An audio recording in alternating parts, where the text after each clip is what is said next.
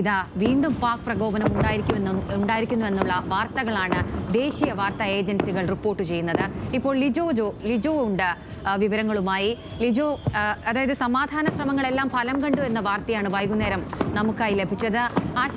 ആശ്വാസകരമായ ഒരു വാർത്തയായിരുന്നു അത്. അതിനെ ലംഘിക്കുന്ന തരത്തിലാണ് ഇപ്പോൾ ലഭിക്കുന്ന വിവരങ്ങൾ. എന്തൊക്കെയാണ് അവിടെ നിന്ന് ലഭിക്കുന്ന വിവരങ്ങൾ? പാകിസ്ഥാന്റെ പ്രതിരോധ മന്ത്രി തന്നെ നേരത്തെ വ്യക്തമാക്കിയത് ഇരു രാജ്യങ്ങളും തമ്മിൽ വെടിനിർത്തൽ പ്രഖ്യാപിച്ചിരിക്കുന്നു. ഇനി പരസ്പരം പോരടിക്കുന്ന സാഹചര്യമില്ല. ഇന്ന് വൈകുന്നേരം മുതൽ അത്തരത്തിലൊരു വെടിനിർത്തൽ, ഒരു സമാധാനത്തിൻ്റെ പാതയിലേക്ക് പാകിസ്ഥാനും ഇന്ത്യയും പോകുന്നു എന്ന് പറയുന്നിടത്ത് നിന്നാണ് ഇപ്പോൾ ഒരു സ്ഥലത്ത് മാത്രമല്ല, സ്വാഭാവികമായും ഒരു റിട്രീറ്റ് ഉണ്ടാവുന്ന സമയത്ത് സാധാരണ സാഹചര്യത്തിൽ ഇത്തരത്തിലുള്ള നടപടികൾ അല്ലെങ്കിൽ ആകാശത്തേക്ക് വെടിനിർത്തൽ ഉൾപ്പെടെയുള്ള കാര്യങ്ങൾ സൈനികരുടെ ഭാഗത്ത് ഉണ്ടാവാൻ സ്വാഭാവികമാണ്. പക്ഷേ ഇതല്ല, പാകിസ്ഥാന്റെയും ഇന്ത്യയും അതിർത്തി പങ്കിടുന്ന വിവിധ മേഖലകൾ, അതായത് ഇപ്പോൾ അത് ജമ്മു ആൻഡ് കാശ്മീരിലെ മേഖലകളായാലും അതിപ്പോൾ ഇവിടേക്ക് മാറി രാജസ്ഥാനിൽ വരെയുള്ള അതിർത്തി പ്രദേശങ്ങളിൽ ഇപ്പോൾ വെടിവെപ്പ് ഉണ്ടായിരിക്കുന്നു, ഡ്രോൺ ആക്രമണം ഉണ്ടായിരിക്കുന്നു എന്നുള്ള വാർത്തകളാണ് ഏറ്റവും ഒടുവിൽ പുറത്തു വരുന്നത്. ജമ്മു ആൻഡ് കാശ്മീരിന്റെ മുഖ്യമന്ത്രിയായിട്ടുള്ള ഒമർ അബ്ദുള്ള തന്നെ സ്ഫോടന ശബ്ദം കേട്ടു എന്ന് ഇപ്പോൾ വ്യക്തമാക്കിയിരിക്കുകയാണ്. അതായത് ഔദ്യോഗികമായി ഇത്തരത്തിൽ ആക്രമണം ഉണ്ടായെന്നുള്ള വിവരങ്ങൾ അല്ലെങ്കിൽ സ്ഫോടന ശബ്ദം ഉണ്ടായെന്നുള്ള വിവരങ്ങൾ പുറത്തു വരുന്നു. വലിയ തോതിൽ ഷെല്ലാക്രമണം കഴിഞ്ഞ ദിവസം, അതായത് കഴിഞ്ഞ 2 ദിവസമായി നടന്നുകൊണ്ടിരിക്കുന്നതിന് സമാനമായി ഏതാണ്ട് 8:45-9 മണിയോടുകൂടി ഇന്നും അത്തരത്തിലുള്ള ഒരു ആക്രമണം ഉണ്ടായെന്നുള്ള വാർത്തകളാണ് ഇപ്പോൾ പുറത്തു വന്നുകൊണ്ടിരിക്കുന്നത്. പാകിസ്ഥാന്റെ ഭാഗത്തു നിന്ന് വളരെ നിരുത്തരവാദിത്തപരമായിട്ടുള്ള നീക്കം ഉണ്ടായിരിക്കുന്നു എന്നുള്ളത് ഈ ഘട്ടത്തിൽ പറയേണ്ടി വരും. ഇരു രാജ്യങ്ങളും തമ്മിലൊരു സമാധാന കരാറിലെത്തുകയും അത്തരത്തിൽ ഒരു സമാധാനം പുനഃസ്ഥാപിക്കുന്ന തരത്തിലേക്ക് കാര്യങ്ങൾ കൊണ്ടുപോകുന്നതിനിടയിലാണ് പാകിസ്ഥാന്റെ ഭാഗത്തു നിന്ന് ഇത്തരത്തിൽ നീക്കങ്ങൾ ഉണ്ടാകുന്നത്. ഒന്നുകിൽ പാകിസ്ഥാൻ ഇതൊരു അപക്വമായ തീരുമാനം, രാഷ്ട്രീയ തീരുമാനം എന്ന നിലയ്ക്ക് പാകിസ്ഥാന്റെ ഭാഗത്തുനിന്നുണ്ടായതാവണം, അല്ലെങ്കിൽ പാകിസ്ഥാന്റെ രാഷ്ട്രീയ നേതൃത്വത്തെ അംഗീകരിക്കാത്ത ഒരു സൈനിക നേതൃത്വം ആ രാജ്യത്തുണ്ട് എന്ന് വേണം നമുക്ക് മനസ്സിലാക്കാൻ. അത്തരത്തിലുള്ള 2 സാധ്യതകളാണ് യഥാർത്ഥത്തിൽ ഇപ്പോൾ അവിടെയുള്ളത്.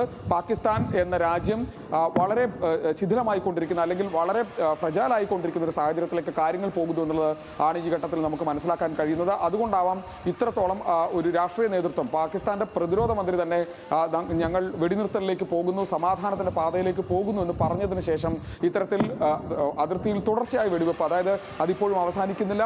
അത് വെടിവെപ്പ് മാത്രമല്ല, അവിടേക്ക് ഡ്രോണുകൾ അയക്കുന്ന കാര്യം കൂടി ഇപ്പോൾ ചെയ്തിരിക്കുന്നു. അത്തരത്തിൽ ആക്രമണം കഴിഞ്ഞ ദിവസം എങ്ങനെയാണോ നടന്നത് അതുപോലെ തന്നെ മുമ്പോട്ട് കൊണ്ടുപോകാനുള്ള ശ്രമം ഇപ്പോൾ പാകിസ്ഥാന്റെ ഭാഗത്തുനിന്നുണ്ടാകുന്നുണ്ടെങ്കിൽ അതിനർത്ഥം പാകിസ്ഥാന്റെ പ്രതിരോധ മന്ത്രി അടക്കമുള്ള ആളുകൾ ഈ ലോകത്തെ മുഴുവൻ മോക്ക് ചെയ്യുന്ന തരത്തിൽ അല്ലെങ്കിൽ കളിയാക്കുന്ന തരത്തിലേക്ക് നീക്കങ്ങൾ നടത്തുന്നു, അപക്വമായി തീരുമാനമെടുക്കുന്നു എന്ന് അനുമാനിക്കാം. അതല്ലെങ്കിൽ പാകിസ്ഥാന്റെ പ്രതിരോധ മന്ത്രി പറയുന്നു, അല്ലെങ്കിൽ പാകിസ്ഥാൻ രാഷ്ട്രം, ആ ഭരണകൂടം പറയുന്നത് കേൾക്കാൻ സൈന്യം തയ്യാറാവാത്ത സാഹചര്യം ഉണ്ട് എന്ന് വേണമെങ്കിൽ ഈ ഘട്ടത്തിൽ വിലയിരുത്തേണ്ടി വരും. ആ 2 പോസിബിലിറ്റി അവിടെ ഉണ്ട് എന്നുള്ളതാണ് ഈ ഘട്ടത്തിൽ നമുക്ക് മനസ്സിലാക്കാൻ കഴിയുന്നത്. ഏതായാലും ഇപ്പോഴും അതിർത്തി മേഖലയിൽ, ഭട്ടിന്റെ അടക്കമുള്ള ജമ്മു ആൻഡ് കാശ്മീരിലെ വിവിധ മേഖലകളിൽ, അതോടൊപ്പം തന്നെ പഞ്ചാബിന്റെ അതിർത്തി പ്രദേശങ്ങളിലൊക്കെ ഇപ്പോഴും ഷെല്ലാക്രമണം ഉണ്ട് എന്നുള്ള വാർത്തകൾ പുറത്തു വരുന്നുണ്ട്. അത്തരം റിപ്പോർട്ടുകളാണ് പുറത്തു വരുന്നത്.